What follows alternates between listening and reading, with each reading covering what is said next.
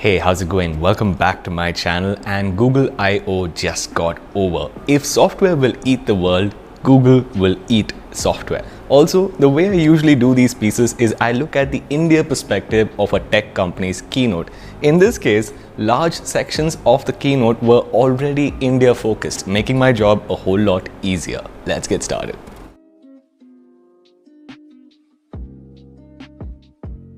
Let's start off with the three major software announcements: Google Search, Google Assistant, and Google Lens. Google Search will now have full coverage. You know that situation when you're searching for a particular keyword on Google Search and you see an article by the Times of India or the Hindu on top, but you want to get context and a timeline? Yeah, that's going to be available on Google Search going forward. I'm notoriously unaware of anything apart from technology and business. This context feature will help me a great deal. Also, every time there is a new form of content like the mobile web or apps, people are always asking the question, what is going to be the Google search of that? What is the Google search of mobile web? What is the Google search of apps? What is the Google search of podcasts?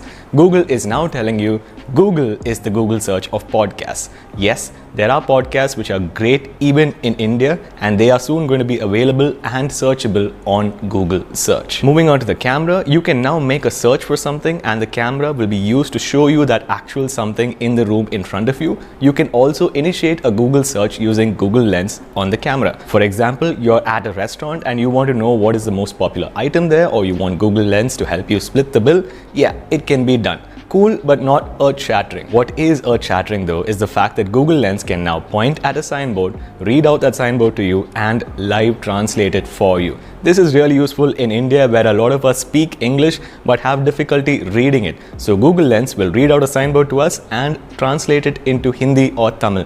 Awesome. Moving on to Google Assistant, one of the things that really broke the internet last year was Google Duplex, where an AI would make a reservation by talking to an actual human being. I knew this thing would never work in India because there are too many variable factors. So Google is now launching Google Duplex for the web, where the AI will browse through a set of pages which you would have to do normally, enter the data that you would do normally, and make a booking for you, its owner.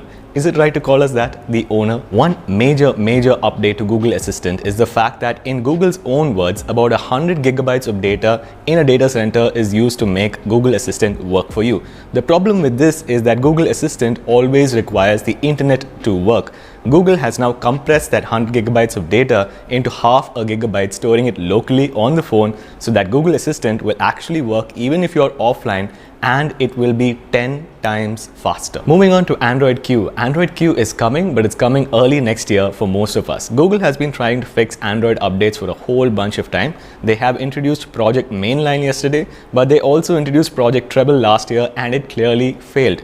Google today has two versions of Android. One version that it directly sells to us using the Pixel phones, and the other version for us non-Pixel everyday folk. This situation has to be remedied. Android Q, for its part, brings a dark mode, privacy and security features, and that's about it. Wrapping up with some other minor software things, there is going to be an incognito mode in Maps. So if you're going somewhere where you're not supposed to be going, then you can use incognito mode. You can also auto delete your activity after a certain period of time, and live captions. A lot of us in India, myself included, have difficulty understanding accents. What live captions will do is that it will live transcribe the video as you are watching it into subtitles at the bottom of the video, so that you can actually understand what is going on. This is mind-blowing. I'm going to gloss over the hardware because most of it will never launch in India, and Google makes terrible hardware to begin with. There is a Nest Home Hub Max, which is a Google Home Hub with a camera. It's a 10.1-inch screen. It will not come to India, but you can import it at a cost of around 20,000 rupees.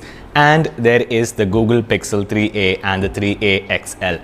I've already said too much about these phones. They are not the Nexus phones reborn. They are expensive. They have subpar, non-premium hardware, and they have slow processors. The good things that can be said about these phones is that they have an awesome camera, and they are in the color purple. If you want to buy them, you're crazy. They will cost you around 30,000 rupees in India. And that's about it. I will probably do another series of videos on Google I/O in more detail, but this is the crux of the whole thing. Google makes the best software in the world, and that's why in my mind I have no doubt that they will be the fourth company in the world to touch the $1 trillion market cap.